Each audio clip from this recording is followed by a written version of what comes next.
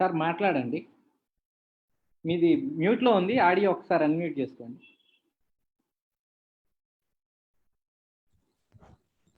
Okay. Hello. మీరు continue చేయొచ్చు sir. వినపడుతుంది కదా? వినపడుతుంది, మాట్లాడండి. మిత్రులారా, కామ్రేడ్స్,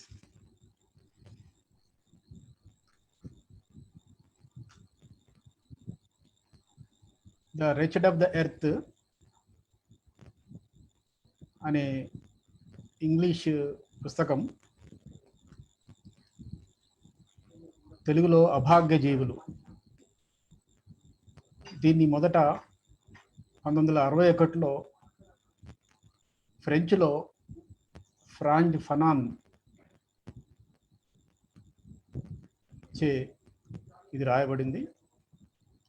ఆయన మరణించిన తర్వాత ఇది పుస్తకంగా అచ్చయింది. తర్వాత 2 ఏళ్లకు 1963లో కాన్స్టెన్స్ ఫారింగ్టన్ చే మొదటిసారిగా ఇంగ్లీష్లోకి అనువదింపబడింది. మళ్ళీ 40 ఏళ్లకు రిచర్డ్ ఫిల్కాక్స్ అనే అమెరికన్ రచయిత 2004లో దీన్ని మరోసారి ఇంగ్లీష్లోకి అనువదించాడు. మళ్ళీ 12 ఏళ్ల తర్వాత అంటే 2016లో రిచర్డ్ ఫిల్కాక్స్ ఇంగ్లీష్ అనువాదిత పుస్తకాన్ని మన మిత్రులు ఎన్ రవి, బి అనురాధలు తెలుగులోకి అనువాదం చేయగా అది విరసం సంస్థ వచ్చేసింది. మరి ఈ దాదాపుగా ఈ 60 ఏళ్ల కింద వెలువడిన ఈ పుస్తకానికి ఇప్పుడున్న ప్రాసంగికత ఏమిటి అని మనం ప్రశ్న వేసుకుంటే మనకు చాలా ఆసక్తికరంగా ఉంటుంది. ఎందుకంటే ఈ పుస్తకం 1960వ దశకంలో ఆఫ్రికా, ఆసియా ఖండాల్లో వెల్లువెత్తిన వలసవాద వ్యతిరేక స్వాతంత్ర ఉద్యమాల కాలంలో వెలువడిన వలసవాద వ్యతిరేక సాహిత్య రచనల్లో అత్యంత గొప్ప పుస్తకం.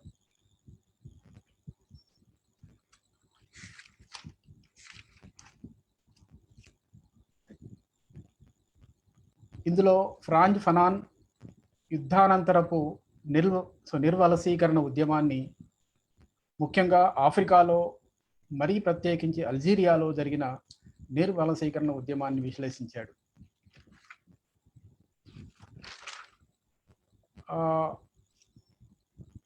యూరోపియన్ వలసవాద దాడికి అల్జీరియా, భారతదేశం రెండూ గురైనప్పటికీ ఆయా దేశాల్లోని దేశీయ పరిస్థితులు వేరువేరుగా ఉన్నాయనే విషయాన్ని మనం గుర్తించాలి. ఆఫ్రికా దేశాల్లోనైతే జాతి వివక్ష, ఇక్కడనైతే కుల వివక్ష ఉన్న సంగతి మనందరికీ తెలిసిందే. ఈ వివక్షతలకు వ్యతిరేకంగా పోరాడే క్రమంలో ఫ్రాంజ్ ఫనాన్ విశ్లేషణాత్మక అభిప్రాయాలు లేదా ఆలోచనలు మనకెంతో ప్రేరణగా ఉంటాయనడంలో ఎటువంటి సందేహం లేదు. చరిత్ర నిర్మాణంలో, బలోపేతమైన పోరాటాలు నిర్మించడంలో ప్రజలు చేసే ప్రతిహింస పాత్రను నొక్కి చెప్పిన అద్భుతమైన పుస్తకం ఇది. ఈ పుస్తకంలో 5 అధ్యాయాలు ఉన్నాయి. ఒక చిన్న ముగింపు ఉంది. అధ్యాయాల పేర్లు చెప్తాను. 1 హింస గురించి అనే శీర్షిక, 2 స్వతస్ఫూర్తి, బలం బలహీనత, 3వ అధ్యాయం జాతీయ చైతన్యానికి పరీక్షలు విపత్తులు, 4వ అధ్యాయం జాతీయ సంస్కృతి, 5వది వలస యుద్ధం మానసిక రుగ్మతలు, చివరిగా ముగింపు. ఇట్లా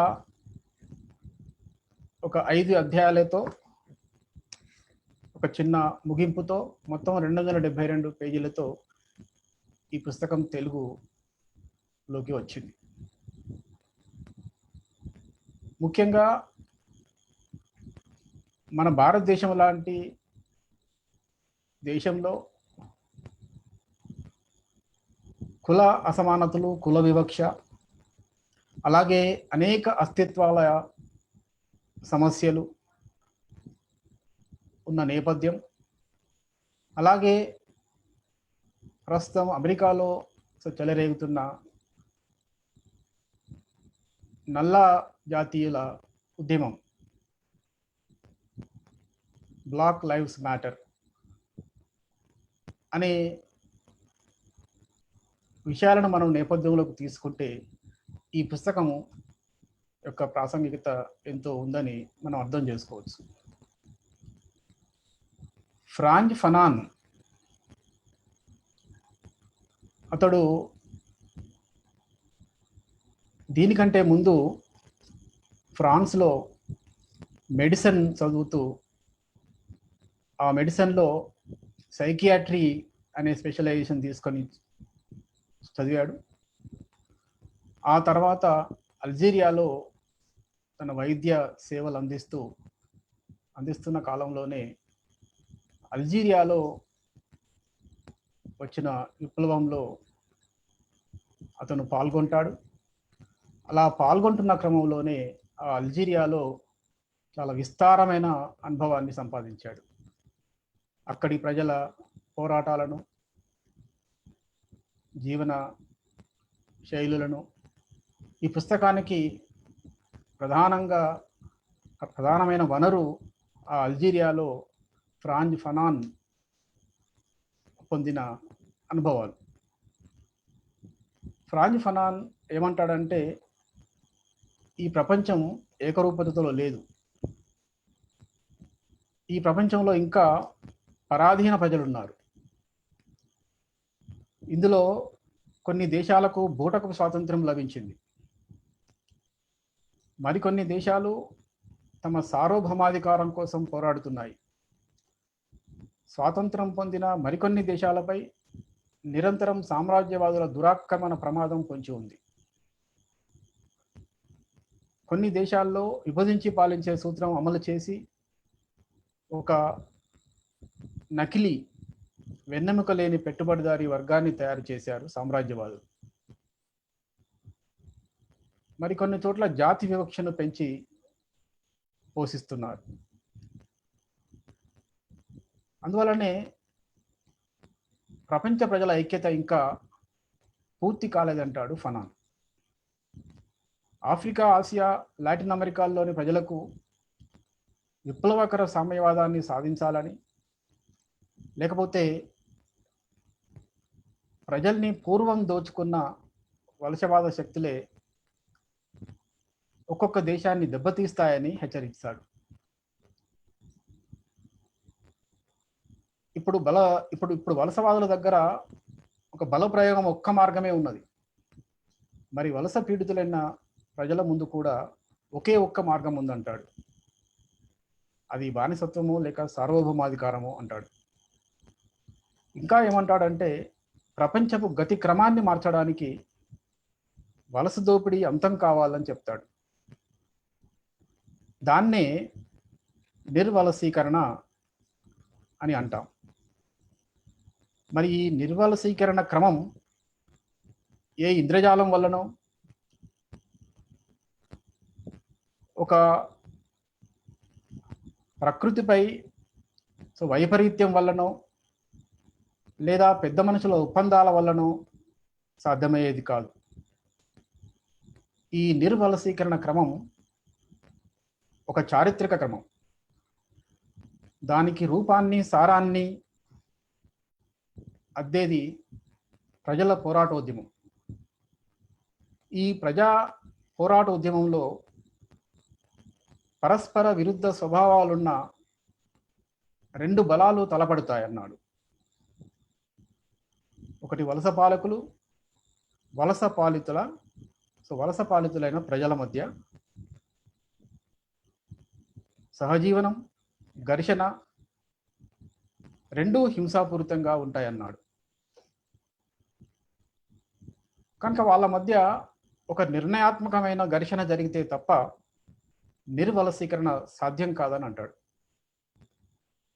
మరి నిర్వలసీకరణను ఫనాన్ మాటల్లోనే నిర్వచించాలంటే ఆఖరనున్న మనిషి మొదటిన్న మనిషికి ఆఖరికి రావాలంటాడు. అంటే మొత్తం సామాజిక వ్యవస్థను కింద నుండి పైదాకా సమూలంగా మార్పు చేయాలని అంటాడు. ఇందుకు వలస పాలకులు చేసే సాయుధ హింసకు ప్రతిక్రియగా వలస పాలితులు ప్రతిహింసకు పూనుకోవాలని చెప్తాడు. మరి ఈ సమూల మార్పు ప్రక్రియ వల్ల ఎంతో కాలంగా ఉపేక్షించబడిన ప్రేక్షక మాత్రులైన ప్రజలు ఒక విశిష్ట పాత్రను పోషిస్తారు. పోరాడే క్రమంలో ఒక కొత్త భాషను, కొత్త మానవ జాతితో, ఒక నూతన తరానికి చెందిన మానవులకే ప్రత్యేకమైన ఒక కొత్త లయను సృష్టించుకుంటారు.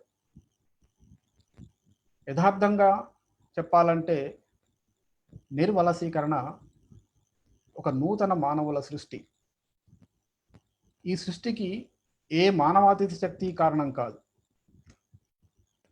కేవలం శాల్తీగా పరిగణింపబడుతున్న జీవి తనను తాను విముక్తం చేసుకునే క్రమంలో ఒక అసలు సిసలైన మనిషిగా మారుతాడని చెప్తాడు. మరి వలస దేశంలో స్థానిక సామాజిక వ్యవస్థలను చిన్నాభిన్నం చేసి, ఆర్థిక వ్యవస్థలను విధ్వంసం చేసి, ప్రజల జీవన శైలులను, వేషభాషలను మార్చేసి ఆ వ్యవస్థలను కుప్పకూల్చడానికి ఏ హింసనైతే వలసపాలకులు ప్రయోగిస్తారో తిరిగి అదే స్థాయి ప్రతిహింసను వలసపాలిత ప్రజలు ప్రయోగిస్తూ చరిత్రను తమ చేతుల్లోకి తీసుకోవాలని అంటాడు. ఎందుకంటే పెట్టుబడిదారీ శక్తులు మతపరమైన విద్యా వ్యవస్థ ద్వారా ఒక నైతిక విలువల వ్యవస్థను తయారు చేసి పెడతారు. ప్రజలు ఆదర్శప్రాయమైన నిజాయితీతో పనిచేస్తూ విశ్వాసపాత్రంగా ఎటువంటి ఘర్షణ లేని శాంతియుత వాతావరణంలో దోపిడీ వ్యవస్థను యథాతథంగా ఉంచడం కోసం వలసవాదులు పైకి చూడ ఒక సుందర నైతిక విలువల చట్రాన్ని మనసుల చుట్టూ బిగించి ఆ వ్యవస్థకు ప్రజలు తమకు తామే స్వచ్ఛందంగా లొంగి ఉండేలా చేస్తారు. పైగా అసంఖ్యాకమైన నైతిక గురువులు, బోధకులు, ప్రబోధకులు పుట్టుకొచ్చి ప్రజలను ఒకవైపు నిరాయుధంగా అదుపులో పెడితే, మరోవైపు పోలీసులు తమ ఉనికి ద్వారా, తమ ప్రత్యక్ష సాయుధ చర్యల ద్వారా నిత్యం ప్రజలను అదుపులో పెడతారని అంటాడు. ఇలా పరస్పరం రెండుగా విడిపోయిన అరళ ప్రపంచంలో అసమానతలతో కూడుకున్న ఆర్థిక వాస్తవికత, అపారమైన అంతరాలతో కూడుకున్న జీవన శైలులు ఎంతో కాలం యథార్థ స్థితిని కప్పిపుచ్చలేవు. ఈ ఆఫ్రికన్ వలసలలో ఆర్థిక దోపిడీ మాత్రమే కీలకమైన కారణంగా లేదు అని అంటాడు. ఎందుకంటే ఇక్కడ ఫలితమే కారణం అని అంటాడు. ఫలితం అంటే ఫనాన్ దృష్టిలో పరస్పర విరుద్ధమైన జాతుల అస్తిత్వం. ఇక్కడ తెల్లవాడే సంపన్నుడు, సంపన్నుడే తెల్లవాడని అంటాడు. అంటే ఆఫ్రికన్ సమాజాల ప్రజల మస్తిష్కాలలో జాతి వివక్ష భావజాలం ఎంత బలంగా లోతుగా చొచ్చుకుపోయి ఉన్నదో గమనించాలని అంటాడు. సామాజిక స్థాయిల్లోని జాతుల తేడాలను సమర్థించుకోవడం కోసం క్రైస్తవ మత బోధనలను వలస పాలకులు ఎలా ఉపయోగించుకున్నారో గ్రహించాలని అంటాడు. వాళ్ళ శాంతి భద్రతల యంత్రాంగంలో కేవలం భౌగోళిక ప్రాంతాలను అదుపు చేయడమే కాకుండా వలస ప్రజల్లో ఎంత లోతుగా పరాయీకరణ విత్తనాలను నాటారో తెలుస్తుంది అంటాడు. అంటే ఆ కాలానికే ఫనాన్ నిర్దిష్ట పరిస్థితులను నిశితంగా పరిశీలించి మార్క్సిస్ట్ విశ్లేషణను అత్యంత సృజనాత్మకంగా అన్వయించాడని చెప్పవచ్చు. ఇంకా ఫనాన్ ఏమంటాడంటే, అక్కడి చర్చి పిలుపులు వలస ప్రజలను నిజంగా ప్రభువు మార్గానికో భగవంతుని మార్గానికో మళ్లించేవి కావు. అవి తెల్లవాళ్ళ మార్గానికి, దోపిడీ యజమానుల మార్గానికి, మొత్తంగా ఆధిపత్యం చెలాయించే వాళ్ళ మార్గానికి మళ్లించేవని అంటాడు. ఒక్క మాటలో చెప్పాలంటే తెలుపు నలుపు, మంచి చెడు, దేవుడు దయ్యం అనే పర్షియన్ మానికీయిజం అనే ద్వైతతత్వం ప్రకారం వలసపాలిత ప్రజలు అమానుషమైన పశువుల స్థాయికి దిగజార్చబడ్డారు. ఈ మనీ అనే వాడు పర్షియన్ ప్రవక్త. ఆయన బోధించిన తత్వమే మానికీయిజం. మానికీయిజం, ఈ మానికీయిజం అనే ద్వైత తత్వం ప్రకారంగా వలసపాలిత ప్రజలు అమానుషమైన పశువుల స్థాయికి దిగజార్చబడ్డారని అంటాడు. అందుకే ఫ్రెంచ్ సైనికాధికారి డిగాల్ అనే తన చారిత్రక వారసులు వలస పాలితుల గురించి మాట్లాడేటప్పుడు జంతువుల ఉపమానాలను ఎక్కువగా వాడతారు. ముఖ్యంగా ఆసియన్ ఆఫ్రికన్ జాతులను ఉద్దేశించి పాముల్లా జరజర పాకే పసుపు జాతి అని, ఈగల్లా ముసిరే కంపు వాసన కొట్టే మందలని, తోకల్లేని ఉన్మత్త మూకలని, కురూపులని, ఊబకాయులని, తలకాయలు లేనోళ్ళని, అర్థం పర్థం లేని బతుకులని, ఎండలో బద్ధకంగా దొర్లే సోమరిపోతులని తిట్ల వర్షం కురిపిస్తారు. కానీ ఎప్పుడైతే వలసపాలిత ప్రజలు తమ పల్పుతాడు నొప్పిని గ్రహించడం మొదలుపెట్టి వలసవాదులకు ప్రమాదకారులుగా పరిణమిస్తారో, అప్పుడు కొంతమంది పరిశుద్ధాత్మల పేరుతో రంగం మీదకి వచ్చి పాశ్చాత్య విలువల గురించి బోధనలను చేయడం ఆరంభిస్తారు. తెల్లవాళ్ళు తమ విలువల ఆధిపత్యం గురించి చెప్పడానికి ఉపయోగించిన హింసా దౌర్జన్యాలు వలస పాలితుల జీవనశైలి విశ్వాసాలను ఎంత దెబ్బ కొట్టాయో చరిత్ర నమోదు చేసింది. అందువల్లనే నిర్వలసీకరణ జరుగుతున్నప్పుడు వలస పాలితులు ఈ వలసవాద విలువలను తృణీకరిస్తారు, అపహాస్యం చేస్తారు. అప్పుడు వలసవాదులు వలస మానసులైన మేధావులను సృష్టిస్తారు. వాళ్ళ ద్వారా వలసవాదపు ఆధిపత్య విలువలను వలస దేశపు ఉన్నత వర్గాలకు బోధిస్తూ తమ సంపర్కంలో ఉంచుకుంటారు. వలసవాద పెట్టుబడిదారీ పాలకులు తమ ఆధిపత్యం ఇంకా ఎంతమాత్రం కొనసాగించడం సాధ్యం కాదని గ్రహించినప్పుడు సంస్కృతి, విలువలు, టెక్నాలజీ వంటి రంగాలలో తమ దాడిని ఎక్కుపెడతారు. అయితే వలసపాలిత ప్రజలు అటువంటి విషయాలను అసలేమీ పట్టించుకోరు. వాళ్లకు ప్రప్రథమంగా కావాల్సింది భూమి. ఆ భూమి వాళ్లకు తిండి పెట్టి అస్తిత్వాన్ని ఇస్తుంది. కాబట్టి అదే సహజమైన గౌరవాన్ని ఇస్తుందని, అత్యంత అవసరమైన అర్థవంతమైన విలువను ఇస్తుందని నమ్ముతారు. కనుక వలసపాలిత ప్రజలకు నైతిక విలువలు కలిగి ఉండటం అంటే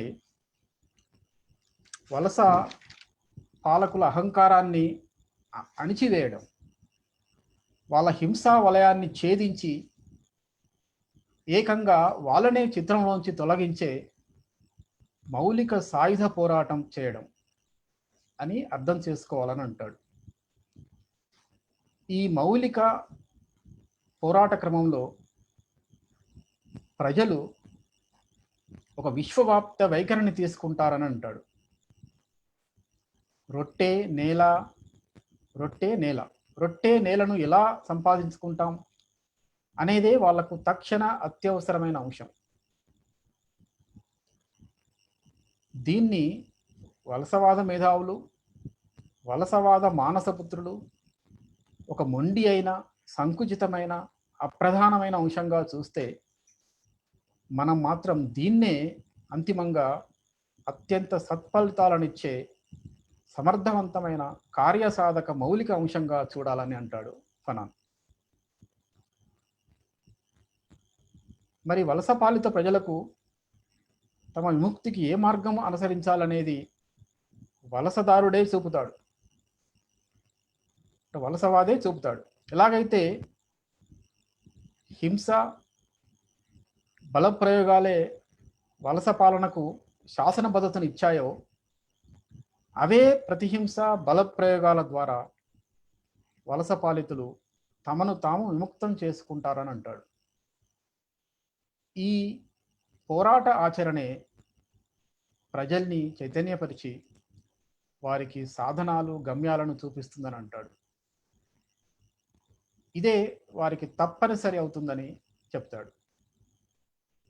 ఇందుకు ఇండోనేషియా, ఉత్తరాఫ్రికాలలో, ప్రత్యేకించి అంగోలాలో, అల్జీరియాలో, కెన్యాలో మౌమౌ ఉద్యమ కాలంలోనైనా జరిగిన ప్రజల సాయుధ పోరాటాలే ఉదాహరణలని అంటాడు. ఈ విముక్తి పోరాటాలలో ప్రజలను కదిలించడం వలన సామూహిక ప్రయోజనం, జాతి గమ్యం, సామూహిక చరిత్ర వంటి భావనలు వాళ్ళ చైతన్యంలోకి ప్రవేశిస్తాయి. బలప్రయోగపూర్వకమైన ప్రతిహింస అనేది వ్యక్తిగత స్థాయిలో ప్రతి ఒక్కరిని ప్రక్షాళన చేసేదిగా ఉంటుందని అంటాడు. అది వలస ప్రజలను తమ ఆత్మన్యూనత భావం నుంచి, నిష్క్రియాపరమైన నిస్పృహతో కూడిన మనస్తత్వాల నుండి బయట పడవేసి వాళ్లకు ధైర్యాన్నిచ్చి ఆత్మస్థైర్యాన్ని పెంచుతుందని అంటాడు రచయిత ఫనాన్. ఇంకా ఏమంటాడనంటే, ఈరోజు అంటే 1960వ సంవత్సర ఆరంభ కాలంలో వెనుకబడిన దేశాల్లో ఒకే రకమైన మౌలిక సదుపాయాల కొరతను ప్రజలు ఎదుర్కొంటున్నారు అని అంటాడు. పేదరికం, వీపుకు అంటుకుపోయిన తమ పొట్టలతో ఆకలి చిత్రపటాన్ని గీస్తూ ప్రజలు బతుకులు ఈడుస్తున్నారని అంటాడు. అభివృద్ధికి నోచుకొని అమానవీయతలతో నిండిన ప్రపంచం ఎదురుగా యూరప్ దేశాలు అత్యంత ఆడంబరమైన సంపదతో దొర్లుతున్నాయని అంటాడు. అయితే ఆ సంపద అంతా లాటిన్ అమెరికా, చైనా, వలస దేశాల ప్రజలు, నల్లవాళ్ళు, అరబ్బులు తమ రక్త మాంసాలతో సృష్టించబడినదే తప్ప మరి ఇంకేం కాదని అంటాడు. ఏదైనా యూరప్ దేశాధ్యక్షుడు వెనుకబడిన దేశాల అభాగ్య ప్రజల మద్దతుకై సహాయం చేయడానికి కదలాలని అన్నప్పుడు వలస పాలిత ప్రజలు అది తమకు రావాల్సిన నష్టపరిహారంలోంచే ఇస్తున్నారని అనుకుంటారని అంటాడు. దానికి ప్రతిగా వలసవాదులకు తాము దోచుకున్న దాంట్లోంచే పేద దేశాలకు కొంత దానం రూపంలో ఇస్తున్నామనే ఎరక లేకపోవడం అనే దాన్ని చూసి ఇది ద్వంద్వ చైతన్యపు రెండు పార్శ్వాలను సూచిస్తుందని అంటాడు. అంటే ప్రజలు ఆ సహాయం చేయడాన్ని తమ హక్కుగా, తమ సంపదగా తిరిగి తీసుకుంటున్నామని అనుకోవడం ఒకవైపు అయితే, దానం ఇస్తున్న లేదా సహాయం చేస్తున్న వలసవాదులు తాము సహాయం చేస్తున్నామని, ఈ అప్పు తిరిగి ఇవ్వాలని అని అనుకుంటారు. దీన్నే ఫనాన్ ద్వంద్వ చైతన్యపు రెండు భిన్న పార్శ్వాలు అని అంటాడు. 1950ల చివరి కాలంలో మూడవ ప్రపంచ దేశాలు యూరప్ నంతటినీ ముంచెత్తుతున్నాయని పెట్టుబడిదారి రాజ్యాలు గగ్గోలు పెట్టాయని అంటాడు. ఒకవైపు అప్పటికే సోవియట్ సోషలిస్టు రాజ్యాన్ని కూలదీసే శక్తులతో చేతులు కలిపేసి కూడా అది కూలదన్న వాస్తవాన్ని గ్రహించనారంభిస్తాడు. అయితే యూరప్కు వ్యతిరేకంగా ఆకలి యుద్ధాన్ని చేపట్టాలన్న ఉద్దేశం మూడవ ప్రపంచానికి లేదని, శతాబ్దాల పాటు తమను బానిసత్వంలో ఉంచిన వాళ్ళ నుంచి వాళ్ళు ఆశించేదల్లా మనిషిని అతని సంపూర్ణత్వంతో మళ్ళీ ఈ ప్రపంచంలోకి ప్రవేశపెట్టడం. అంటే ఒక నూతన మానవుణ్ణి ప్రతిష్ఠించడంలో యూరప్ దేశాల ప్రజల మద్దతు కీలకమని ఆశించడం కీలకమని అంటాడు. అయితే యూరప్ ప్రజలు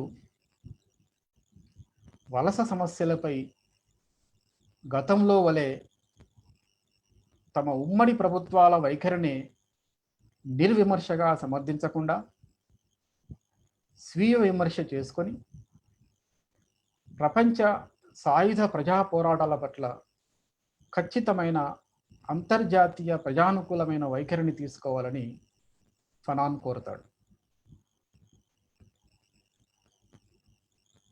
అలాగే వలస పాలిత దేశాలలో వ్యాపార ఉన్నత వర్గాలు, మేధావుల పుట్టుక కూడా జరుగుతుంది. దాంతోపాటే జాతీయ బుర్జ్వా పార్టీల ఏర్పాటు కూడా ఒకే కాలంలో జరుగుతుంది. ఈ ఉన్నత వర్గాల మేధావులు వలస సమాజాన్ని హేతుబద్ధంగా అధ్యయనం చేయడం పట్ల కన్నా జాతీయ బుర్జ్వా పార్టీలకు అత్యధిక ప్రాధాన్యతనిస్తారని చెప్తాడు. ఫలితంగా ఆ పార్టీలు మొత్తం జనాభాలో 1% కూడా లేని పట్టణ కార్మికుల, చిరు వ్యాపారుల, ప్రభుత్వ ఉద్యోగుల సమస్యలకు మొదటి ప్రాధాన్యతనిచ్చి వాటిని చేపట్టడం అనే బలహీనతకు గురై వలస ప్రజల సారం అనదగ్గ అసలైన కార్మికులను, ఆ కార్మిక వర్గ ప్రయోజనాలను పట్టించుకోరని అంటాడు. సాంకేతికంగా అభివృద్ధి చెందిన, సాపేక్షికంగా సౌకర్యవంతమైన జీవితపు ముద్రలు వారి ఆలోచన రీతులలో మనకు కనిపిస్తాయని అంటాడు. ఎందుకంటే టెక్నీషియన్లు, ట్యాక్సీ డ్రైవర్లు, ట్రామ్ డ్రైవర్లు, మేధావులు, చిన్న వ్యాపారస్తులతో కూడిన రాజకీయ బృందాలు ఎక్కువగా పట్టణాలలో నివసిస్తారు. కాబట్టే వారు గ్రామీణ ప్రజల పట్ల అపనమ్మకంతో ఉంటారు. పైగా వారు గత వలసవాదుల వలనే రైతాంగాన్ని గురించి అవమానకర తీర్పులు చెప్పేస్తుంటారు. వలసవాదులైతే తమ ఆధిపత్యాన్ని రైతాంగంపై స్థాపించుకోవడానికి వారిని ఇంకా భూస్వామిక సమాజపు తెగ పెద్దల సదుపాగ్యాలచే, ఫకీర్లు, మంత్రగాళ్లచే భయభ్రాంతుల్ని చేస్తారు. ఇటువంటి మధ్యయుగాల నాటి సామాజిక నిర్మాణాన్ని చాలా పకడ్బందీగా వలస పాలనా యంత్రాంగం, సైన్యం పెంచి పోషిస్తాయి. నూతన జాతీయ బుర్జ్వా పార్టీలలో ఉన్న పట్టణ వ్యాపార వర్గానికి, గ్రామాలలో ఉన్న భూస్వామ్య పాలకుల మధ్య ఉన్న ఈ వైరుధ్యాన్ని వలసవాద పాలకులు చక్కగా వాడుకుంటారు. వారు పర్వత ప్రాంతాల, వెనుకతట్టు ప్రాంతాల ప్రజలను పట్టణ వాసులకు వ్యతిరేకంగా సమీకరించి తమ ప్రయోజనాలను ఈడేర్చుకుంటారు. గ్రామాల్లోనైతే తెగల అస్తిత్వాలను పునరుద్ధరిస్తూ తెగల మధ్య అంతర్వైరుధ్యాలను సృష్టిస్తారు. సాంప్రదాయకంగా గౌరవంగా చూసే తెగ పెద్దల నైతిక ఆధిపత్యాన్ని దెబ్బతీస్తూ బహిరంగంగా అవహేళన చేస్తారు. ఫలితంగా పట్టణాల్లో ఉన్న కార్మిక వర్గం ఇంకా పిండ దశలో ఉండి అసంఘటితంగా ఉంటే, లోతట్టు గ్రామీణ ప్రాంతాల్లో తీవ్రమైన సామాజిక అశాంతి నెలకొనడం మనం చూస్తామని అంటాడు. ఉదాహరణకు 1947 నుంచి 49 దాకా జరిగిన కుఖ్యాత మెడగాస్కర్ ఇన్ఫేమస్ మెడగాస్కర్ రివోల్ట్ జాతీయ తిరుగుబాటును పేర్కొనవచ్చునని అంటాడు. వలసవాదులు ఇలా రెండవ ప్రపంచ యుద్ధ కాలంలో వీలైనన్ని ద్వీపాలను స్వాధీనం చేసుకోవడానికి ప్రయత్నించారని అంటాడు. యుద్ధం తర్వాత కూడా వలసవాద అధికారులు తెగల మధ్య కొట్లాటలను, జాత్యహంకార ప్రచారాలను, అసంఘటిత లంపెన్ శ్రామికులను చేరదీసి చిన్న చితక కొత్త పార్టీలను ఏర్పాటు చేసి పెద్ద రాజకీయ పార్టీలను అంతం చేశారు. ఒక మాటలో చెప్పాలంటే ప్రజలను రాజకీయంగా సంఘటితం కాకుండా చేశారు. జాతీయవాద పార్టీలు ఉన్న చోట కూడా గ్రామీణ ప్రజానీకం పోరాటానికి సంసిద్ధంగా ఉన్నప్పుడు వారిని మమేకం చేసుకోకుండా వారి మానాన వారిని ఊరకే వదిలేస్తారు. ఉదాహరణకు కెన్యాలో మౌమం తిరుగుబాటు సందర్భంగా ఏ జాతీయవాది తాను ఉద్యమంలో సభ్యుడినని ప్రకటించలేదు, కనీసం దానిని సమర్థించలేదు. ఇలా వలసవాద కాలంలో గ్రామీణ ప్రజానీకం, సాంప్రదాయక రాజకీయ నాయకులు ఏ విధంగానైతే జాతీయ పార్టీల పట్ల విముఖత కలిగి ఉంటారో అదే రకంగా జాతీయవాద కాలంలోనూ అదే విముఖతను కలిగి ఉంటారు. స్వాతంత్ర్యం వచ్చిన తర్వాత కూడా వలసవాదులు ప్రజల అసంతృప్తులను రెచ్చగొడుతూ కొత్త ప్రభుత్వాలకు ఇబ్బందులు తెచ్చిపెడతారు. అందుకే కొత్తగా అధికారాన్ని చేజిక్కించుకున్న ప్రభుత్వాలు నియంతృత్వంతో ప్రజల మీద స్వారీ చేస్తాయని అంటాడు. ఇలా అణిచివేతదారులైన వలసవాదులు వీలైన చోటల్లా లంపెన్ కార్మికులను తయారు చేస్తారు. వారి రాజకీయ చైతన్యలేమిని, అజ్ఞానాన్ని ఉపయోగించుకుంటారు.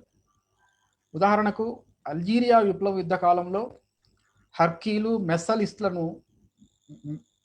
మెస్సలిస్టులు అనే లంపెన్లను తయారు చేశారు. అంగోలాలో పోర్చుగీసు బలగాల కోసం రోడ్లు వేయడానికి ఈ లంపెన్ వర్గాన్ని ఉపయోగించుకున్నారు. కాబట్టి ప్రజలకు రాజకీయంగా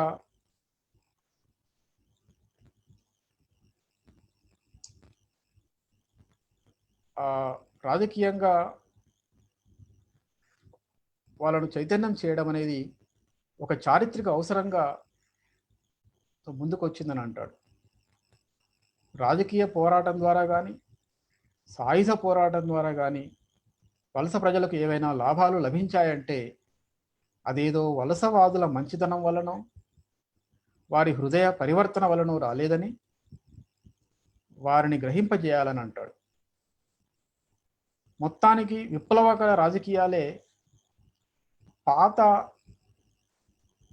వాస్తవికతను పారదోలి నూతన వాస్తవికతను ప్రజల అనుభవంలోకి తీసుకువస్తాయని అంటాడు. ఆ నూతన వాస్తవికతను జీవించే ప్రజలే వలసవాదం నుంచి విముక్తులై మానవ జాతిని మహిమాన్వితం చేసే ప్రయత్నాలు చేస్తారని అంటాడు. అయితే ఇలా ఒక జాతిగా ప్రజలను చైతన్యం చేయడంలో జాతీయ చైతన్యం పాత్ర ప్రబలంగా ఉంటుందని అంటాడు ఫనాన్.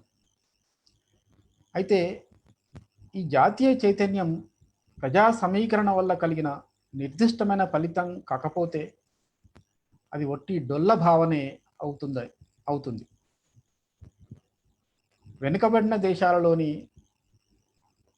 జాతీయ లేదా దేశీయ పెట్టుబడిదారీ వర్గానికి ఉన్న అసమర్థత కారణంగా అది ప్రజల కార్యాచరణను హేతుబద్ధీకరించడంలో విఫలం అవుతుంది. వెనుకబడిన దేశాలలో నిజమైన జాతీయ పెట్టుబడిదారీ వర్గం చేపట్టవలసిన చారిత్రక కర్తవ్యం ఏమిటంటే అది తనను తాను పెట్టుబడిదారీ వర్గంగా రద్దు చేసుకొని తొలి దశ విప్లవాత్మక పెట్టుబడికి ప్రాతినిధ్యం వహించాలని అంటాడు. అయితే ఇలా జరగకుండా సామ్రాజ్యవాదులు పకడ్బందీగా ప్లాన్లు వేస్తూ అమలు చేస్తారని చెప్తాడు. ఫలితంగా దేశీయ బూర్జువా వర్గం సామ్రాజ్యవాదుల జోక్యంతో నకారాత్మక లక్షణాలనే క్షీణ లక్షణాలనే అనుకరిస్తుందని చెప్తాడు. మరి జాతీయ ఐక్యత, జాతీయ చైతన్యం అనేవి వెనుకబడిన దేశాలలో ఎప్పుడూ ప్రజలను ఆకట్టుకునే అంశాలే. అయితే అవి ప్రజలను ఆకట్టుకోవచ్చు కానీ అవి చాలా అస్పష్టమైనవని చెప్తాడు. స్వాతంత్ర్యం తర్వాత జాతీయవాద మంత్రం విచ్ఛిన్నమైపోతుందని మనం తెలుసుకోవాలని చెప్తాడు. ఎందుకంటే జాతీయవాదం ఎప్పుడు ఒక శాస్త్రీయ సిద్ధాంతము, ఒక పటిష్ట రాజకీయ కార్యక్రమము కాదు. దేశాన్ని నిజంగా తిరోగమనం నుంచి, నిష్క్రియ పరత్వం నుండి, కుప్పకూలిపోవడం నుండి కాపాడాలనుకుంటే జాతీయ చైతన్యాన్ని సామాజిక రాజకీయ చైతన్యంగా మార్చాలని చెప్తాడు. బూర్జువా కబంధ హస్తాలలో చిక్కుబడిపోయిన జాతీయవాదాన్ని విడుదల చేసి ప్రజల కృషిని, శతాబ్దాల మానవ మేధో చరిత్రను, ప్రజల పట్టుదలను దానితో మేళవించాలని అంటాడు. అప్పుడే జాతీయవాదానికి కానీ, జాతీయ చైతన్యానికి కానీ ఒక రూపు, అంతఃసారం చేకూరుతాయని అంటాడు. అప్పుడిక జెండాలు, ప్రభుత్వ భవనాలే దేశ ప్రతీకలుగా ఉండడం ఆగిపోతుంది. ప్రజలందరి చలనశీలమైన సామూహిక చైతన్యమే దేశపు నిజమైన సజీవమైన అభివ్యక్తీకరణ అవుతుందని ఫనాన్ అంటాడు. ప్రజల కొరకు ప్రజలు పాలించడం ద్వారానే ఒక జాతీయ ప్రభుత్వం నిజంగా జాతీయమైనది అవుతుందని చెప్తాడు. మరి ఈ జాతీయ సంస్కృతి విషయానికి వస్తే వలసవాదం ఒక వికృత తర్కంతో వలస పాలిత ప్రజల గతం వైపు నుండి తన దృష్టి సారించి దాన్ని వక్రీకరిస్తుంది. దాన్ని రూపురేఖలు లేకుండా చేసి నాశనం చేస్తుంది. వలస పూర్వపు చరిత్రను చులకన చేసే వలసవాదపు ప్రయత్నానికి ఒక ప్రాముఖ్యం ఉన్నది. కనుక సాంస్కృతిక పరాయీకరణ సాధించడానికి వలసవాదం ఎన్ని వనరులు వినియోగించిందో చూస్తే అది ఏ విషయాన్ని కాకతాళీయతకు వదిలేయలేదని మనకు అర్థమవుతుంది. అరబ్ ప్రపంచ ఉదాహరణను చూడడానికి ఇదే తగిన సమయమని ఫనాన్ చెప్తాడు. దాదాపు అరబ్బు భూభాగం అంతా వలసాధిపత్యం కిందకు వచ్చిందని మనకు తెలుసు. వలసవాదం ఇక్కడ కూడా అవే ఎత్తుగడలను ప్రయోగించిందని కూడా మనకు తెలుసు. స్థానిక ప్రజల వలస చరిత్ర అంతా, వలస పూర్వపు చరిత్ర అంతా, స్థానిక ప్రజలంటే నేటివ్స్ అని అంటాడు ఆయన. వలస పూర్వపు చరిత్ర అంతా అనాగరికతతో నిండి ఉండేదనే భావనను వ్యాపింపజేసింది వలసవాదం. జాతీయ విముక్తి పోరాటాన్ని ఇస్లాం జాగృతీకరణగా పిలిచే సాంస్కృతిక పోరాటంతో జోడించారు వలసవాదులు. ఫనాన్ ఏమంటాడంటే, అమెరికా, మధ్య అమెరికా, లాటిన్ అమెరికాలోని నల్లవాళ్ళు ఎదుర్కొంటున్న సమస్యలు ఆఫ్రికన్లు ఎదుర్కొంటున్న సమస్యలకు మౌలికంగా భిన్నమైనవేం కావంటాడు. ఎక్కడున్నా తెల్లవాళ్ళు నీగ్రోలను అందరినీ ఎలా చూస్తారో మనం చూశామని అంటాడు. ఇప్పటికీ ఈ మధ్యకాలంలో అమెరికాలో చెలరేగిన ఉద్యమాన్ని కనుక మనం దృష్టిలో ఉంచుకుంటే, ఈ పుస్తకంలో ఫనాన్ చేసిన మౌలిక విశ్లేషణలు, ఆయన ఆలోచనలు ఎంత ప్రాసంగికంగా ఉంటాయో మనకు అర్థమవుతుంది. ముఖ్యంగా నాకైతే ఈ పుస్తకం చదివినప్పుడు చాలా ఆశ్చర్యం వేసింది. ఎందుకంటే 1960లలో లేదా 50 దశకం చివరిలో ఆయన చేసిన ఈ ఆలోచనలు ఎంత నిశితంగా ఉన్నాయో మనకు అర్థమవుతుంది. ఆయన ఆలోచనలను ఇప్పుడు మనం ఎదుర్కొంటున్న సమస్యలకు పరిష్కారం కోసం ఆయన ఆలోచనలను కొంత ఎక్స్టెండ్ చేసుకొని మనము మార్క్సిస్టు సైద్ధాంతిక సూత్రాలను అన్వయించడానికి ఎంతో ఉపయోగపడతాయని నాకు అనిపించింది. ఆ కాలం నాటికే అంత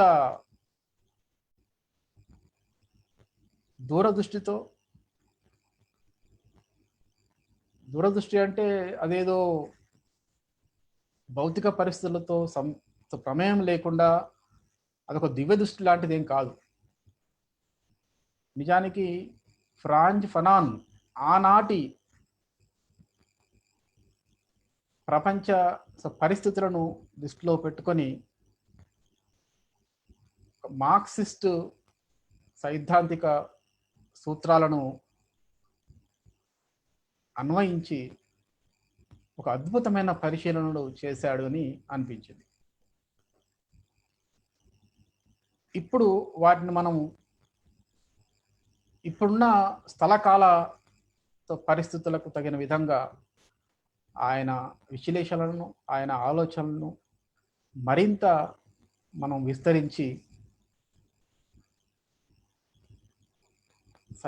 సిద్ధాంతాన్ని అన్వయించుకొని మన సైద్ధాంతిక దృక్పథాన్ని విస్తరించుకునే అవకాశం ఎంతో ఉన్నదని నాకు అనిపించింది. ముఖ్యంగా ఫ్రాంజ్ ఫనాన్ ఒక మార్క్సిస్టు సిద్ధాంతకారుడుగానే కాకుండా ఒక సైకోథెరపిస్ట్గా, ఎందుకంటే ఆయన మెడిసిన్లో సైకియాట్రీ అనే స్పెషలైజేషన్ చేశాడు. అంటే ఒక డాక్టరు ఒక వ్యాధి వస్తే ఆ వ్యాధికి శస్త్రచికిత్స చేయడం ద్వారానే ఆ వ్యాధిని నయం చేస్తాడు. ఒక దీర్ఘకాల వ్యాధిని, ఒక తీవ్రమైన వ్యాధిని. అలాగే ఫ్రాంజ్ ఫనాన్ కూడా ఆనాటి ప్రపంచ పరిస్థితులను పరిశీలించి వాటిని విశ్లేషించి ఒక డయాగ్నాస్టిక్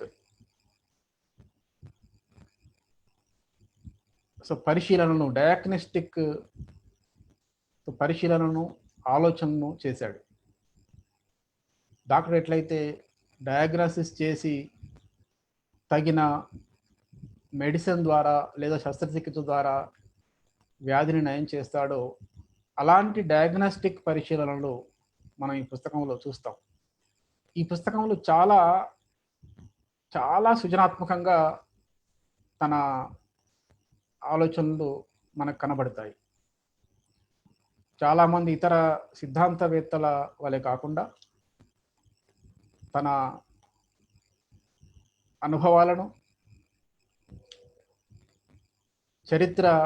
చారిత్రకంగా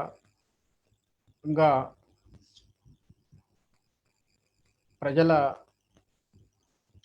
అనుభవాలను వాటి సారాన్ని గ్రహించి మార్క్సిస్ట్ సిద్ధాంతాన్ని అద్భుతంగా అన్వయించి ఆ దృక్పథం యొక్క విశిష్టతను రుజువు చేసిన వాడు ఫ్రాంజ్ ఫనాన్. అయితే ఈ పుస్తకం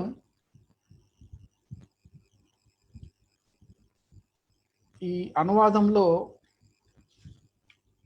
ఈ డికాలనైజేషన్ అనే పదాన్ని ఎలా అనువాదం చేయాలి అనే మీమాంసకు గురైనట్టుగా అనువాదకులు మన మిత్రులు రవి అనురాధలు చెప్పారు. దాని నిర్వలసీకరణ అని అంటున్నామని అన్నాడు. దానికి ఇది చాలా సరైన పదం. సో డికాలనైజేషన్కు చాలా సరైన పదం నిర్వలసీకరణ. ఇది గతంలో ఈ పదబంధం ఉందా లేదా అనే దాంతో నిమిత్తం లేకుండా ఇది చాలా సరైన అనువాదం అని నాకు అనిపించింది. అట్లే ఈ ముఖ్యంగా ఈ పుస్తకం యొక్క ప్రాసంగికత గురించి మనం మాట్లాడుకోవాల్సి వస్తే ఫనాన్ ఏమంటాడంటే, పాలకులు చేసే హింసను ప్రభుత్వ ధర్మంగా చెబుతుంది. ఆ హింసను ఎదుర్కొంటూ ప్రజలు ప్రతిఘటిస్తే అది శాసనోల్లంఘనం, శాసన వ్యతిరేకత అని అంటుంది.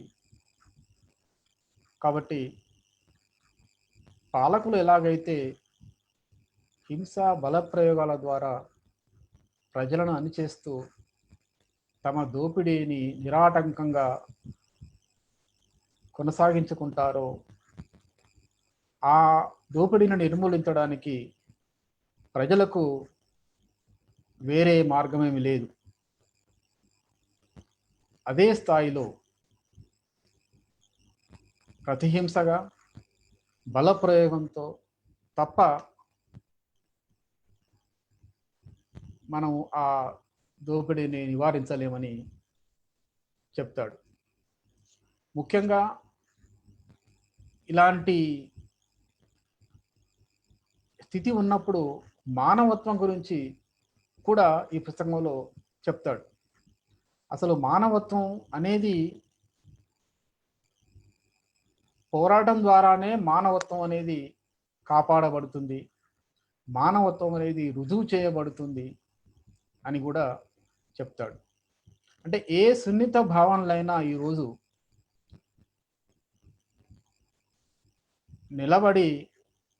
నిలదొక్కుకోవాలంటే తప్పనిసరిగా దానికోసం పోరాడక తప్పని పరిస్థితిలో మనం ఉన్నామని ఫ్రాంజ్ ఫనాన్ ఆ రోజే ఆ కాలంలోనే చెప్పాడు. మరి ఇప్పుడైతే ఇంకా ఎంత తీవ్రత ఉందో మనం చూస్తున్నాం. ఇప్పుడు భీమా కోరేగాం సందర్భం కావచ్చు, లేక అంతకుముందు ఇంకా అనేక సంఘటనలు మనం చూస్తే రాజ్యాంగంలో పొందుపరిచిన వాటికి మనం ఇప్పుడు సాయుధంగా పోరాడాల్సిన అవసరం ఉంది.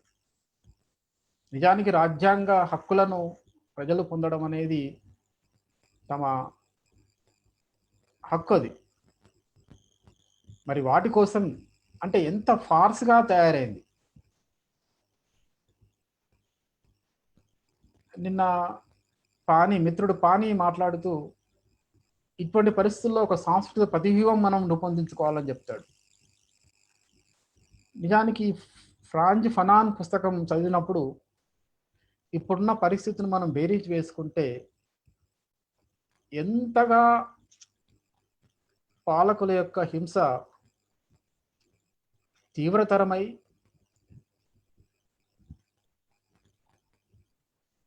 ఒక ప్రగతి పాత్రను పోషించాల్సిన ప్రజా ప్రాతినిధ్య చట్టం లేదా దాని పాత్ర ఎంత నిరర్ధకంగా ఉందో మనం గమనించవచ్చు.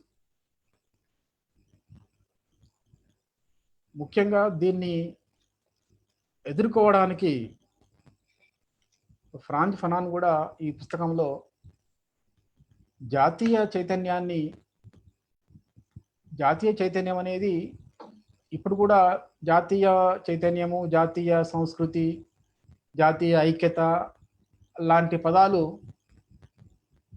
చాలా వాడబడుతుంటాయి. అది వాడగానే నిజంగా ఆ పదాలు ప్రజలను ఆకట్టుకుంటాయి. ఎందుకంటే ఒక జాతిగా ప్రజలు ఎంత దోపిడీకి, ఎంత అణిచివేతకు గురవుతున్నారంటే ఆ పదం వింటేనే సరే ఎంతో అది ఒక తమకు సన్నిహితమైన పదంగా భావించే అవకాశం ఉంది ప్రజలు. కాబట్టి ఆ జాతీయ చైతన్యం కానీ, జాతీయ ఐక్యత కానీ, జాతీయవాదం కానీ ఇప్పుడున్న పరిస్థితుల్లో ఎంత డొల్లగా మారిందో మనం చూస్తాం. ఇప్పుడున్న ప్రభుత్వాలు కూడా ఇటువంటి పదాలను ఉపయోగించే, దేశభక్తి అని ఇటువంటి పదాలను ఉపయోగించే ప్రజల్ని మభ్యపెడుతున్నారు. నిజానికి పదాలను ఉచ్చరించడం తప్ప ప్రజలను ఐక్యపరచడం కానీ, జాతిని ఐక్యపరచడం కానీ ఏ పాలకులు ఏమీ చేయలేదు. మరింతగా ప్రజలను విడగొట్టడం, ప్రజల మధ్య వైరుధ్యాలను మరింత పెంచి పోషించడం, కులం విషయంలో కావచ్చు, లేదా అనేక అస్తిత్వ సమస్యల విషయంలో కావచ్చు, వాటిని ఎట్లా తమకు అనుకూలంగా ఉపయోగించుకొని తమ యొక్క దోపిడీని నిరాటంకంగా వాళ్ళు కొనసాగిస్తున్నారో మనము గత కాలంలో మనం చూస్తూనే వస్తున్నాం. ముఖ్యంగా ఈ పుస్తకంలో చాలా ముఖ్యమైన విషయం ఏమంటే ప్రజల పోరాటం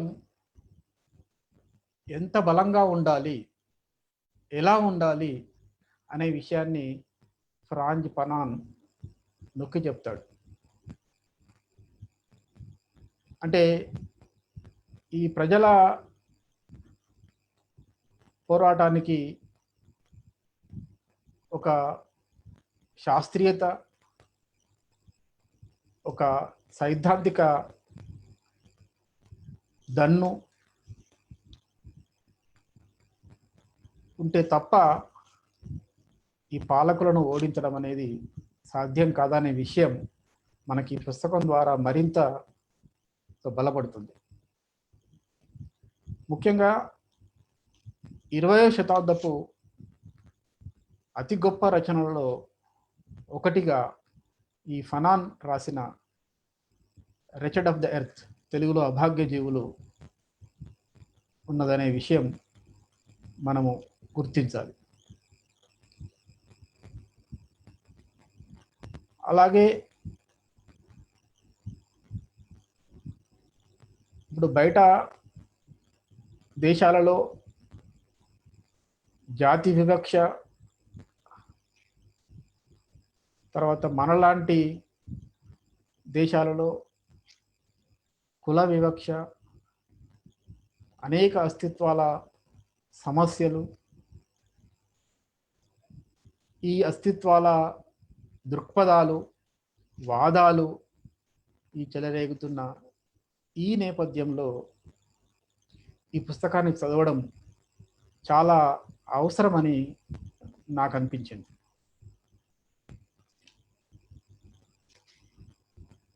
ఎందుకంటే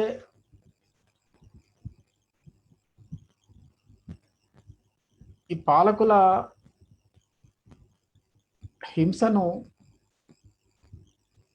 మనం ఎదుర్కోవడానికి ప్రజలుగా మరింత ఐక్యంగా పోరాడాల్సిన అవసరాన్ని కూడా ఈ పుస్తకం పరోక్షంగా నొక్కి చెబుతుంది.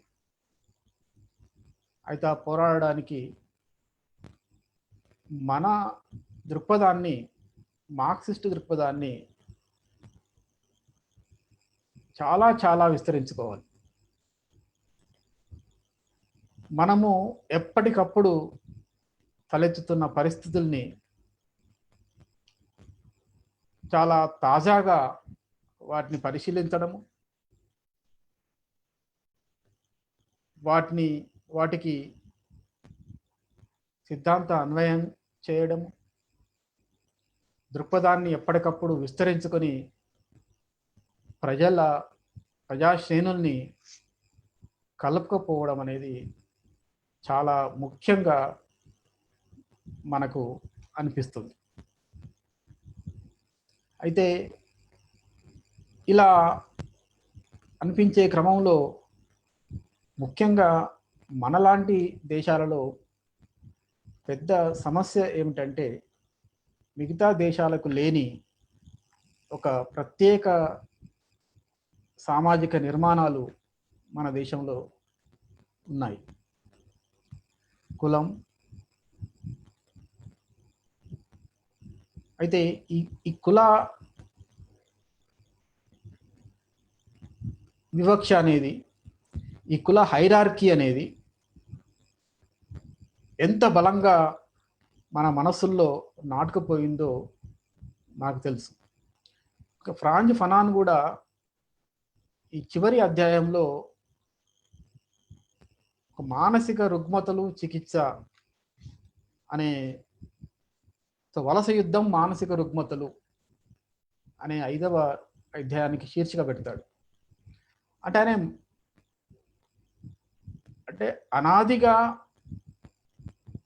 ఈ హైరార్కీ కొనసాగుతూ, ఈ దోపిడీ కొనసాగడానికి ఒక్కొక్క దేశంలో ఒక్కొక్క ప్రత్యేకమైన సామాజిక నిర్మాణాలు కొనసాగడం వల్ల వాటిని ప్రజలు తమ ఆమోదంతో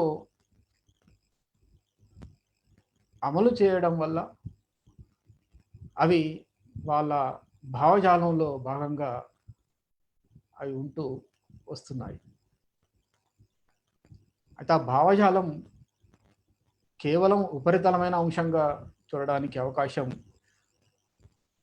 లేదనేది మనం ఈ పుస్తకం ద్వారా గ్రహించవచ్చు. ఈ పుస్తకంలో ఫనాన్ ఈ విషయంలో చర్చ ఏమి చేయలేదు, కానీ ఉపరితలము పునాది లాంటి చర్చ అప్పటికైతే అసలు లేనే లేదు 60లో. కానీ మనం చూసినప్పుడు నిజంగా ఆయన చేసిన విశ్లేషణలను, ఆలోచనలను మనం విస్తరించుకుంటే చాలా అద్భుతంగా మనము మన మార్క్సిస్ట్ సిద్ధాంతాన్ని అన్వయించి విస్తరించుకోవచ్చు అనే ఒక ఆశను ఈ పుస్తకం కల్పిస్తుంది. ముఖ్యంగా ఇంకొక మాట ఏమంటాడంటే ఫ్రాంజ్ ఫనాన్ ఈ పుస్తకంలో,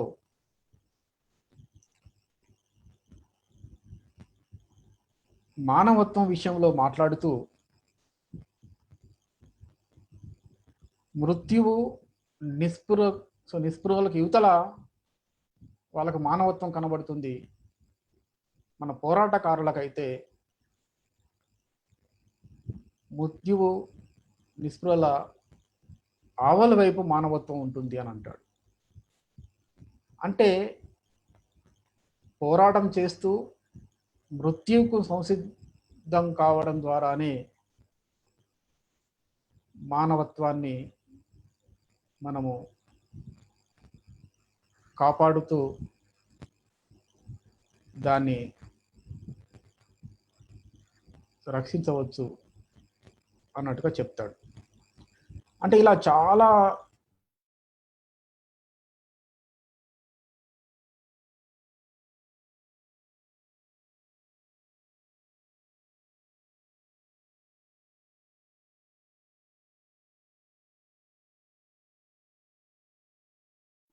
హలో రవీందర్ గారు, హలో.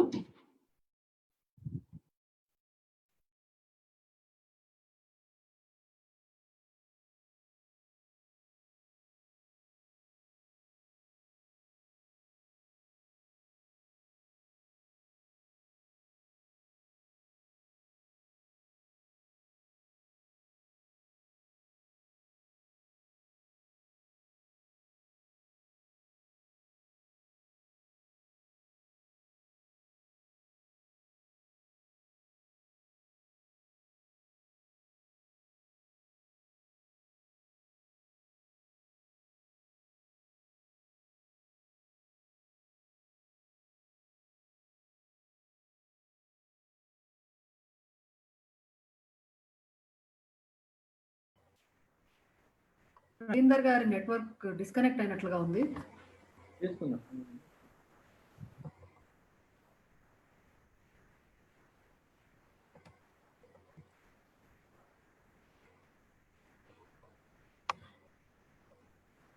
పవర్ కట్ వస్తున్నారు.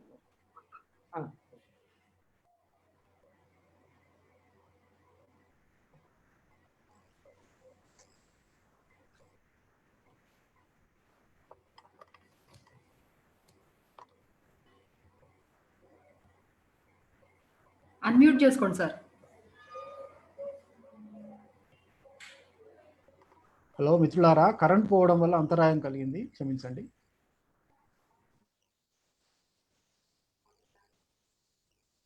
ఇలా ఫ్రాంజ్ ఫనాన్ చేసిన ఈ పరిశీలనలు ముఖ్యంగా సంస్కృతి విషయంలోనైతే చాలా మౌలిక పరిశీలనలుగా నాకు అనిపించింది. ముఖ్యంగా కళాకారులకు, రచయితలకు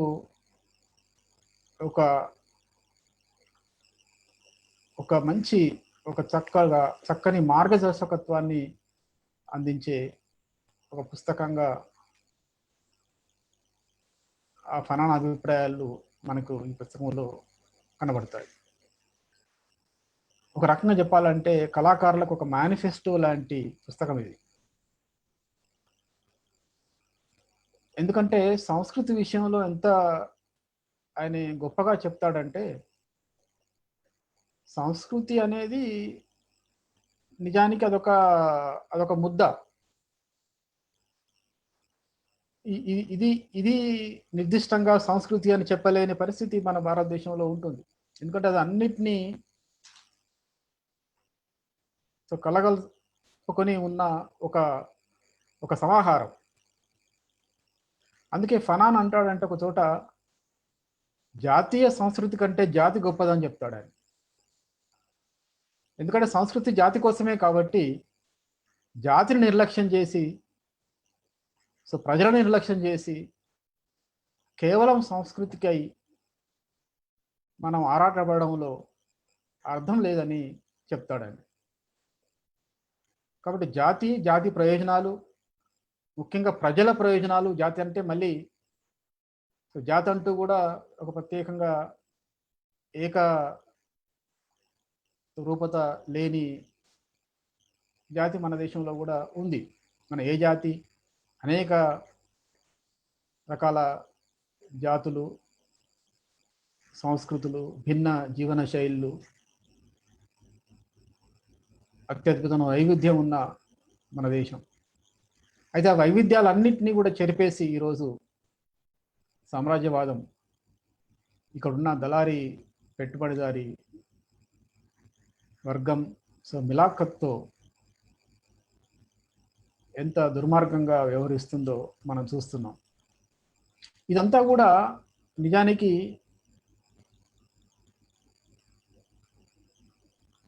మనము ఇప్పుడు ఈ పార్లమెంటరీ ఎన్నికల ద్వారా అధికారం సంపాదించుకున్న పాలకులు ఇవన్నీ చేస్తున్నారు, లేదా సామ్రాజ్యవాదులకు ఇలా వాళ్ళు సహకరించి ఈ దోపిడీని కొనసాగిస్తున్నారు. అంటే ఒక రకంగా పాలకుల ఆమోదం ఉన్నట్టే కదా అని పాలకులు ఎట్లాగో అంటారు. వాళ్ళు ఓట్లేస్తే మేము అధికారంలోకి వచ్చాం అని అంటారు. నిజానికి ఒక రకంగా సాంకేతికంగా చూస్తే పాలకుల ఆమోదము మరి ఉన్నట్టే కదా. సో ప్రజల ఆమోదము ఈ ఓట్ల రూపంలో పాలకులను అధికారంలో పెట్టడం అనేది ఆమోదపూర్వకమైన ప్రక్రియ కదా. అయితే ఈ ప్రజల ఆమోదాన్ని మనం ఎలా అర్థం చేసుకోవాలి?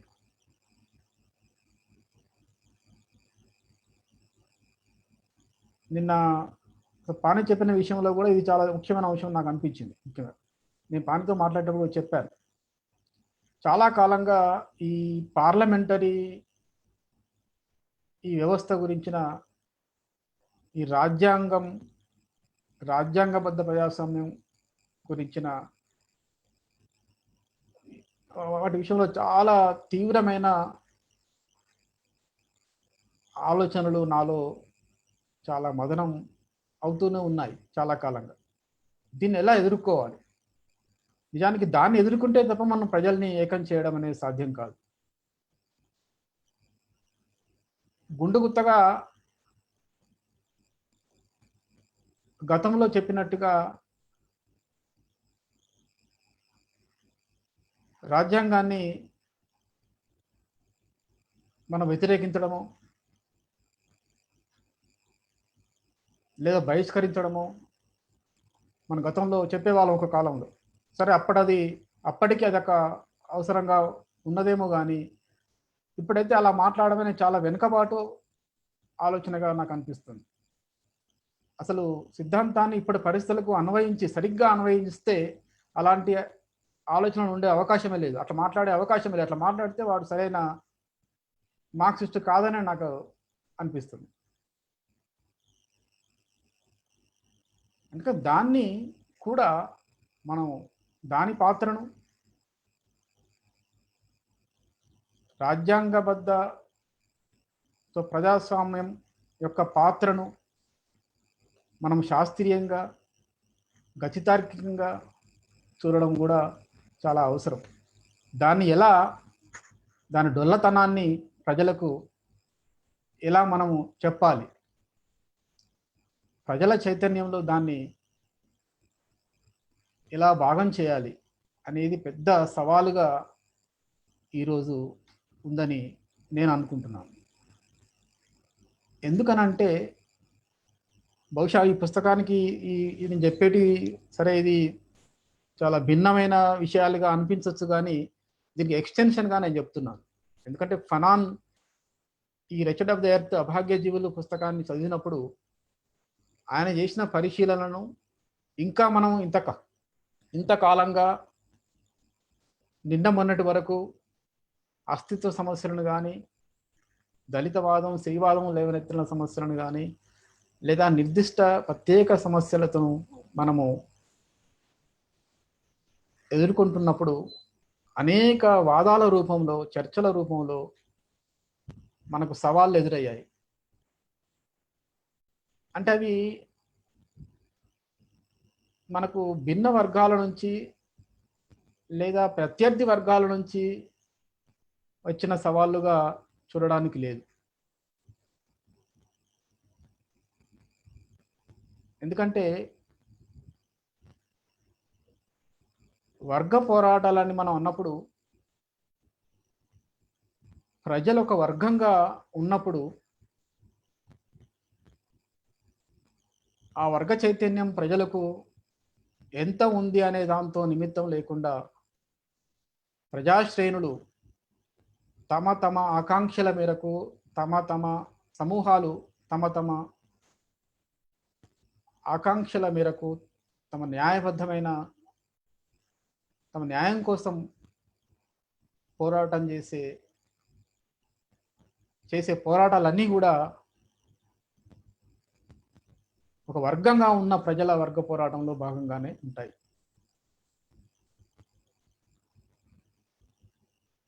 అంటే గుండుగుత్తగా అవన్నీ వర్గ పోరాటాలే అని ఒకప్పుడు చెప్పిన మాట వేరు, కానీ నేను చెప్పడం ఏంటంటే ఆర్థిక కోణంలో మాత్రమే చేసే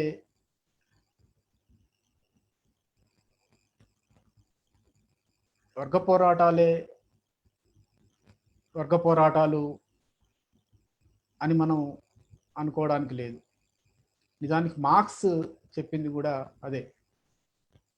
ప్రపంచ చరిత్ర అంతా వర్గ పోరాటాల చరిత్ర అని మార్క్స్ అన్నాడంటే అర్థం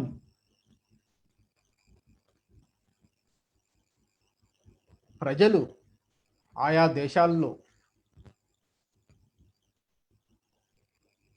తమ తమ ప్రత్యేక సమస్యల పరిష్కారం కోసం చేసే రాజీ లేని పోరాటాలన్నీ కూడా వర్గ పోరాటాల్లో అంతర్భాగం అవుతాయి. అవి సైద్ధాంతికంగా ఒప్పుకుంటామా ఒప్పుకోమా అనే దాంతో నిమిత్తం లేకుండా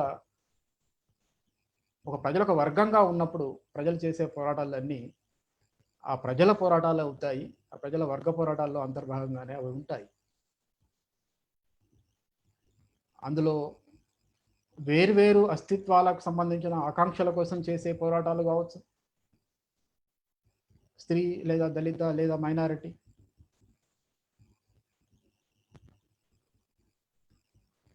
అవన్నీ వాటిని మనం కలుపుకొని పోరాడడంలో ఉండే మెలకువలు చేయాల్సిన అవసరం ఉంది. అది మనమే ఎందుకు చేయాలి? మనమంటే ఒక పేరుతో నువ్వు నేను మనము ఒక సంస్థ అని కాదు. ఒక శాస్త్రీయ సిద్ధాంతం ప్రాతిపదికతో చరిత్రలో ఒక శాస్త్రీయ సిద్ధాంతంగా రుజువైన మార్క్సిస్టు ప్రాతిపదికతో ఒక శాస్త్రీయమైన ప్రధానమైన సాయుధ వర్గ పోరాటాలు చేసే శక్తులే వీటిని అర్థం చేసుకోవాలి, వాటిని కలుపుకొని ముందుకు తీసుకోవాల్సిన అవసరం ఉంటుంది.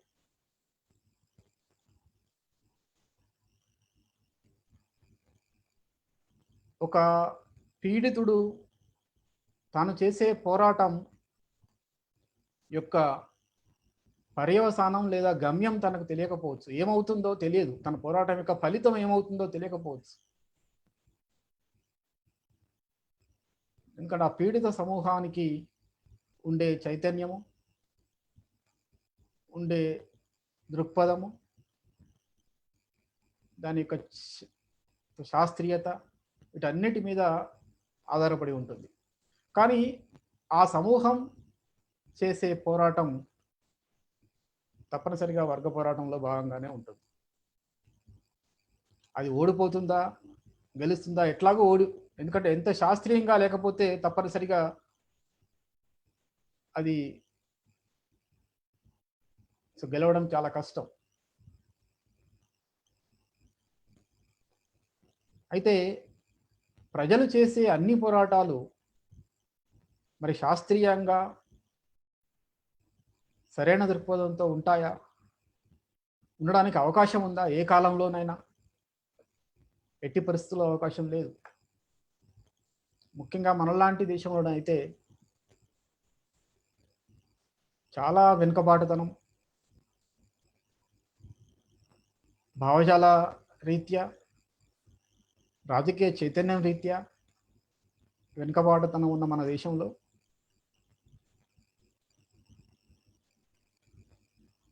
లేదా సిద్ధాంత పరిజ్ఞానం ఉందనుకున్న అనేక సమూహాలు, సంస్థలు కూడా ఎప్పటికప్పుడు తాజాగా తలెత్తుతున్న పరిస్థితులను ఒక తెల్ల కాగితం లాగా మనం వాటిని పరిశీలించి మనకున్న సిద్ధాంత అవగాహనతో ఆ సైద్ధాంతిక అన్వయాన్ని మనం చేసుకుంటూ మన దృక్పథాన్ని విస్తరిస్తే తప్ప మనం కూడా వెనుకబడిపోతాం. మనం చేసే పోరాటం కూడా అది సత్ఫలితాలను ఇచ్చే అవకాశం ఉండదు. కనుక శాస్త్రీయమైన ప్రాతిపదికపై మార్క్సిస్టు సిద్ధాంతంతో మౌలికమైన ప్రధానమైన సాయుధ పోరాటం చేసే శక్తులు, వర్గ పోరాటం చేసే శక్తులు అనేక రంగాల్లో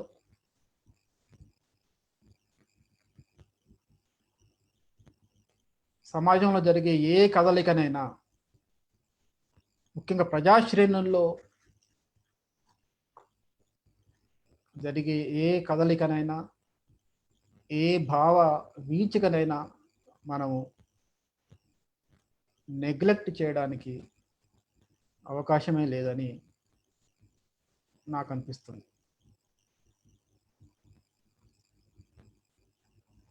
ముఖ్యంగా ఇవన్నిటిని దృష్టిలో పెట్టుకొని మనము చాలా అలవోకగా కాకుండా ఎప్పటికప్పుడు మన సిద్ధాంతాన్ని పదును పెట్టుకుంటూ, మన అవగాహనను విస్తరించుకుంటూ, దృక్పథాన్ని విస్తరించుకుంటూ, ప్రజా పోరాటాలను బలోపేతం చేస్తూ, పాలకుల పన్నాగాలను మనము ఎదుర్కొంటే తప్ప ముందుకు పోలేని పరిస్థితి ఈరోజు చాలా ఉందని నాకు అనిపిస్తుంది. ముఖ్యంగా ఈ పుస్తకాన్ని సమీక్ష చేయమని మిత్రుడు పాని అడిగినప్పుడు నేను ఈ పుస్తకం విరసం వేసిన తర్వాతనే చదివాను. అంతకుముందు నేను చదవలేదు. పేరు మాత్రం విన్నాను కానీ చదవలేదు. పుస్తకం ఇంగ్లీష్ చదవలేదు అసలు ఇప్పటికి కూడా. ఆ చదివిన జ్ఞాపకంతో సరేనని అన్నాను, కానీ చదివిన తర్వాత నాకు చాలా భయం వేసింది. ఇది చెప్పడం ఎంత సాహసమో, ఇప్పటికైనా నేను న్యాయం చేశానో లేదో నాకు తెలియదు. నా మనసులోని భావాలను పంచుకునే అవకాశం ఇచ్చిన విరసానికి కృతజ్ఞతలు చెబుతూ ఈ ప్రసంగాన్ని నేను ముగిస్తున్నాను.